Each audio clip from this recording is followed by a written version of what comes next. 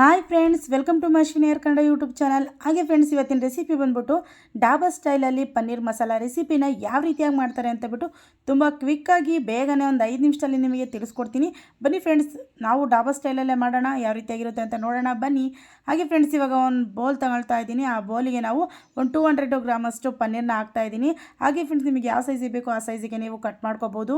ಹಾಗೆ ಫ್ರೆಂಡ್ಸ್, ಒಂದು ಮೀಡಿಯಮ್ ಸೈಜಿಂದು ಒಂದು ಈರುಳ್ಳಿ ತೊಗೊಂಡಿದ್ದೀನಿ. ಅದನ್ನು ಅಷ್ಟೇ ನಿಮಗೆ ಯಾವ ರೀತಿಯಾಗಿ ಬೇಕೋ ಆ ರೀತಿಯಾಗಿ ಕಟ್ ಮಾಡ್ಕೊಂಡು ಹಾಕೋಬೋದು. ಹಾಗೆ ಫ್ರೆಂಡ್ಸ್, ಒಂದು ಮೀಡಿಯಮ್ ಸೈಜಿಂದು ಟೊಮೆಟೊ ತೊಗೊಂಡಿದ್ದೆ. ನಿಮಗೆ ಯಾವ ಸೈಜಿಗೆ ಬೇಕೋ ಆ ಸೈಜಿಗೆ ಕಟ್ ಮಾಡ್ಕೊಂಡು ಹಾಕೊಳ್ಳಿ. ಹಾಗೆ ಅದ್ರ ಒಳಗಡೆದೆಲ್ಲ ತೆಗೆದುಬಿಟ್ಟು ಹಾಕ್ತಾ ಇದ್ದೀನಿ. ನೀವು ಅದೇ ರೀತಿಯಾಗಿ ಹಾಕಿ. ಹಾಗೆ ಫ್ರೆಂಡ್ಸ್, ಒಂದು 1/4 ಟೇಬಲ್ ಸ್ಪೂನ್ ಅಷ್ಟು ಉಪ್ಪು, 1/4 ಟೇಬಲ್ ಸ್ಪೂನ್ ಅಷ್ಟು ಖಾರದ ಪುಡಿನ ಹಾಕ್ತಾ ಇದ್ದೀನಿ.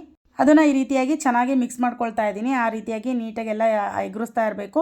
ಆ ರೀತಿ ಎಲ್ಲ ಎಗ್ರಿಸ್ಬಿಟ್ಟು ಹಾಗೆ ಫ್ರೆಂಡ್ಸ್, ಒಂದು ಸ್ಪೂನಲ್ಲಿ ಮತ್ತೆ ಎಲ್ಲ ನೀಟಾಗೆಲ್ಲ ಮಿಕ್ಸ್ ಮಾಡಿಕೊಂಡ್ರೆ ಹಾಗೆ ಫ್ರೆಂಡ್ಸ್, ಇದನ್ನು ಒಂದು 5-10 ನಿಮಿಷ ಚೆನ್ನಾಗಿ ನೆನೆಯೋದಕ್ಕೆ ಬಿಡಬೇಕು. ಆದಷ್ಟು ಇದು ನೆನೆದಷ್ಟು ಇನ್ನೂ ಚೆನ್ನಾಗಿ ಉಪ್ಪು ಖಾರ ಎಲ್ಲ ಅದಕ್ಕೆ ಚೆನ್ನಾಗಿ ಹಿಡಿಯುತ್ತೆ. ಹಾಗೆ ಫ್ರೆಂಡ್ಸ್, ಈ ಕಡೆಗೆ ಗ್ಯಾಸ್ ಹಚ್ಕೊಂಡ್ಬಿಟ್ಟು ನಾನು ಒಂದು ಚಿಕ್ಕ ಬಾಣಲಿನ ಇಟ್ಕೊಳ್ತಾ ಇದ್ದೀನಿ. ಹಾಗೆ ಫ್ರೆಂಡ್ಸ್, ಬಾಣಲಿಗೆ ಒಂದು ಸ್ವಲ್ಪ ಎಣ್ಣೆನ ಹಾಕ್ತಾಯಿದ್ದೀನಿ. ನೀವು ಬೇಕು ಅಂದರೆ ಬೆಣ್ಣೆ ಇಲ್ಲ ತುಪ್ಪ ಏನು ಬೇಕಿದ್ರೂ ಹಾಕೋಬೋದು.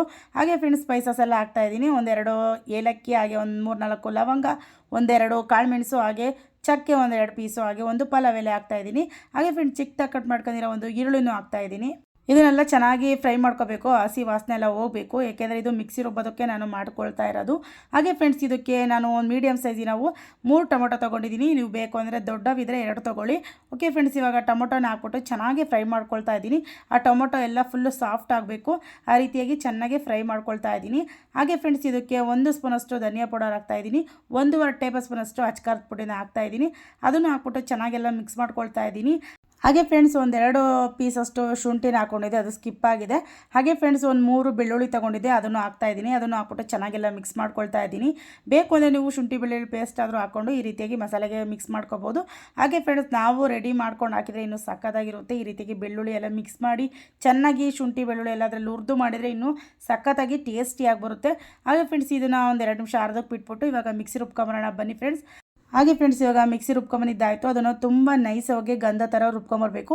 ಹಾಗೆ ಫ್ರೆಂಡ್ಸ್, ಇವಾಗ ಕಡೆ ಒಂದು ಬಾಣಲೆ ಇಟ್ಕೊಂಡು 1 ಟೇಬಲ್ ಸ್ಪೂನ್ ಅಷ್ಟು ಎಣ್ಣೆ ಹಾಕ್ಬಿಟ್ಟು ಆಮೇಲೆ ನಾನು ಬೆಣ್ಣೆನ ಹಾಕ್ಬಿಟ್ಟು ಚೆನ್ನಾಗೆಲ್ಲ ಕರಗಿಸ್ಕೊಳ್ತಾ ಇದ್ದೀನಿ. ಹಾಗೆ ಫ್ರೆಂಡ್ಸ್, ಇದೆಲ್ಲ ಕರಗಿದ ತಕ್ಷಣ ನಾವು ಒಂದು 5 ನಿಮಿಷ ನೆನೆಯೋದಕ್ಕೆ ಬಿಟ್ಟಿದ್ವಲ್ಲ ಪನ್ನೀರು, ಹಾಗೆ ಟೊಮೊಟೊ, ಈರುಳ್ಳಿ, ಅದನ್ನು ಇದರೊಳಗಡೆ ಹಾಕ್ಬಿಟ್ಟು ಚೆನ್ನಾಗಿ ಬೆಣ್ಣೆಲಿ ಚೆನ್ನಾಗಿ ಅದನ್ನು ಹುರ್ಕೋಬೇಕು, ಚೆನ್ನಾಗಿ ಹುರ್ಕೋಬೇಕು. ಏಕೆಂದರೆ ನಾವು ಮುಂಚೆನೇ ಹುರಿದಿಟ್ಟಿರಲ್ಲ, ಹಂಗಾಗಿ ಒಬ್ಬೊಬ್ಬರು ಪನ್ನೀರನ್ನ ಹುರಿದು ಆಮೇಲೆ ನೆನೆಸಿಡ್ತಾರೆ. ಒಬ್ಬೊಬ್ಬರು ಪನ್ನೀರನ್ನ ಹುರಿದ್ಬಿಟ್ಟು ಡೈರೆಕ್ಟ್ ಇದೇ ರೀತಿ ಹಾಕ್ತಾರೆ. ಹಾಗೆ ಫ್ರೆಂಡ್ಸ್, ಡಾಬಾದಲ್ಲಿ ಇದೇ ರೀತಿಯಾಗಿ ಮಾಡೋದು. ಬೆಣ್ಣೆಲೆಲ್ಲ ಚೆನ್ನಾಗಿ ಹುರಿದು ಇಡ್ತಾರೆ. ಹಾಗೆ ಫ್ರೆಂಡ್ಸ್, ಈ ರೀತಿಯಾಗಿ ಚೆನ್ನಾಗಿ ಹುರ್ಕೊಂಡಾದ್ಮೇಲೆ ನೆಕ್ಸ್ಟ್ ಇದಕ್ಕೆ ನಾವು ರುಬ್ಬಿರೋ ಅಂಥ ಮಸಾಲೆನ ಹಾಕ್ತಾ ಇದ್ದೀನಿ. ಹಾಗೆ ಫ್ರೆಂಡ್ಸ್, ಡಾಬಾದಲ್ಲಿ ತುಂಬ ಬೇಗನೆ ಯಾಕೆ ಕೊಡ್ತಾರಪ್ಪ ಅಂದರೆ ಈ ರೀತಿಯಾಗಿ ಮಸಾಲೆನ ಮುಂಚೆನೇ ಎಲ್ಲ ಹುರಿದು ಇಟ್ಕೊಂಡು ಮಾಡಿರ್ತಾರೆ. ಆವಾಗ ನಮಗೆ ರೆಡಿ 2 ನಿಮಿಷಕ್ಕೆ ಮಾಡಿಕೊಡ್ತಾರೆ. ಇದೇ ರೀತಿಯಾಗಿ ಮಾಡೋದು ತುಂಬ ಕ್ವಿಕ್ಕಾಗಿ ಆಗುತ್ತೆ. ಹಾಗೆ ಫ್ರೆಂಡ್ಸ್, ಇದನ್ನು ಅಷ್ಟೇ ಮಸಾಲೆಯನ್ನು ತುಂಬ ಹೊತ್ತು ಬೇಯಿಸೋದೇನು ಅವಶ್ಯಕತೆ ಇರಲ್ಲ, ಏಕೆಂದರೆ ಮುಂಚೆನೇ ಎಲ್ಲ ಹುರ್ಕೊಂಡಿರ್ತೀವಲ್ಲ, ಹಂಗಾಗಿ ತುಂಬ ಹೊತ್ತು ಇದನ್ನು ಕುದಿಸ್ಬೇಕು, ಈ ರೀತಿಯಾಗಿ ಬೇಯಿಸಬೇಕು ಏನೂ ಇಲ್ಲ ಫ್ರೆಂಡ್ಸ್. ಒಂದು 2 ನಿಮಿಷ ಒಲೆ ಮೇಲೆ ಇಟ್ಟರೆ ಸಾಕಾಗುತ್ತೆ. ಹಾಗೆ ಫ್ರೆಂಡ್ಸ್, ಸ್ವಲ್ಪ ಹೊತ್ತು ಇದನ್ನು ಮುಚ್ಚಿ ಕ್ಲೋಸ್ ಮಾಡಿಬಿಡೋಣ. ಹಾಗೆ ಫ್ರೆಂಡ್ಸ್, ಇದಕ್ಕೆ ಒಂದು ಅರ್ಧ ಲೋಟದಷ್ಟು ನೀರು ಹಾಕ್ಕೊಳ್ತಾ ಇದ್ದೀನಿ. ಆ ಮಿಕ್ಸಿ ಜಾರಲ್ಲಿ ಇತ್ತಲ್ಲ ಆ ಮಸಾಲೆನೆಲ್ಲ ಸ್ವಲ್ಪ ಮಿಕ್ಸ್ ಮಾಡಿ ಹಾಕ್ತಾ ಇದ್ದೀನಿ. ಹಾಗೆ ಫ್ರೆಂಡ್ಸ್, 1 ಕಪ್ಪಷ್ಟು ಗಟ್ಟಿ ಮೊಸರು ಹಾಕ್ಕೊಳ್ತಾ ಇದ್ದೀನಿ. ಹಾಗೆ ಫ್ರೆಂಡ್ಸ್, ಇದನ್ನು ಡೈರೆಕ್ಟ್ ಹಾಕೋಕೋಬೇಡಿ, ಚೆನ್ನಾಗಿ ಬೀಟ್ ಮಾಡಿಬಿಟ್ಟು ಅದು ಕ್ರೀಮಿ ಥರ ಆದಮೇಲೆ ನಾವು ಇದಕ್ಕೆ ಹಾಕೋಬೇಕು. ಹಾಗೆ ಫ್ರೆಂಡ್ಸ್, ಒಬ್ಬರೊಬ್ಬರು ಇದಕ್ಕೆ ಗೋಡಂಬಿ ಹಾಕೇ ಮಾಡಬೇಕು ಅಂತ ಇರ್ತಾರೆ, ಒಬ್ಬರೊಬ್ಬರು ಗೋಡಂಬಿ ಇರಲ್ಲ. ಆ ಟೈಮಲ್ಲಿ ನೀವು ಈ ರೀತಿಯಾಗಿ ಮೊಸರನ್ನ ಮಾಡಿ ತಿಕ್ನೆಸ್ ಆಗಿ ಚೆನ್ನಾಗಿ ಬರುತ್ತೆ. ಹಾಗೆ ಫ್ರೆಂಡ್ಸ್, ಒಂದು 2 ನಿಮಿಷ ಮುಚ್ಚಿ ಕೈ ಬಿಟ್ಟಿದ್ದೆ. ಹಾಗೆ ಇನ್ನೂ ಸ್ವಲ್ಪ ಗಟ್ಟಿ ಆಗಬೇಕು ಅಂತ ಬಿಟ್ಟು ಇನ್ನೊಂದು 2 ನಿಮಿಷ ಮುಚ್ಚಿ ಕೈ ಬಿಟ್ಟೆ ಫ್ರೆಂಡ್ಸ್. ನೋಡ್ತಾ ಇದ್ದೀರಲ್ಲ ಫ್ರೆಂಡ್ಸ್, ಎಣ್ಣೆ ಎಲ್ಲ ಸೈಡಲ್ಲಿ ಚೆನ್ನಾಗಿ ಬಿಟ್ಟಿತ್ತು.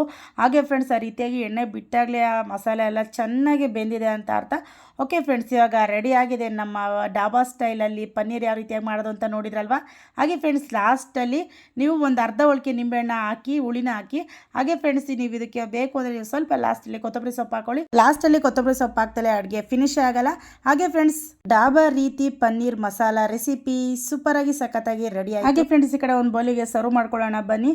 ಹಾಗೆ ಫ್ರೆಂಡ್ಸ್, ನೋಡಿರಲ್ವಾ 5 ನಿಮಿಷದಲ್ಲಿ ಬೇಗ ಕ್ವಿಕ್ಕಾಗಿ ಈಸಿಯಾಗಿ ಚೆನ್ನಾಗಿ ರುಚಿಕರವಾಗಿ ನಾವು ಹೋಟೆಲಲ್ಲಿ ಹೋಗಿ ಡಾಬಾದಲ್ಲಿ ಹೋಗಿ ತಿನ್ನೋದೆಲ್ಲ ಬೇಡ, ಇದೇ ರೀತಿ ಮನೇಲಿ ಮಾಡ್ಕೊಡ್ತೀನಿ. ತುಂಬ ಇಷ್ಟಪಡ್ತಾರೆ, ತುಂಬ ಖುಷಿ ಪಡ್ತಾರೆ, ಮಕ್ಕಳು ಅಷ್ಟೇ. ಓಕೆ ಫ್ರೆಂಡ್ಸ್, ಇವಾಗ ಸರ್ವ್ ಮಾಡಿಕೊಂಡೆ. ಹಾಗೆ ಫ್ರೆಂಡ್ಸ್, ನಿಮಗೆ ಟೇಸ್ಟು ಹೇಳ್ತೀನಿ ಯಾವ ರೀತಿಯಾಗಿದೆ ಅಂತ ಬಿಟ್ಟು ಲಾಸ್ಟಲ್ಲಿ ಕೊತ್ತಂಬರಿ ಸೊಪ್ಪು ಹಾಕಿ ಸ್ವಲ್ಪ ಡೆಕೋರೇಷನ್ ಮಾಡಿಕೊಂಡೆ. ಹಾಗೆ ಫ್ರೆಂಡ್ಸ್, ಸಖತ್ತಾಗಿ ಸೂಪರಾಗಿತ್ತು ಮಾತ್ರ. ಬನ್ನಿ ಫ್ರೆಂಡ್ಸ್, ಇವಾಗ ರುಚಿ ಯಾವ ರೀತಿಯಾಗಿದೆ ಅಂತ ಬಿಟ್ಟು ಹೇಳ್ತೀನಿ, ತಿಂದು ಹೇಳ್ತೀನಿ.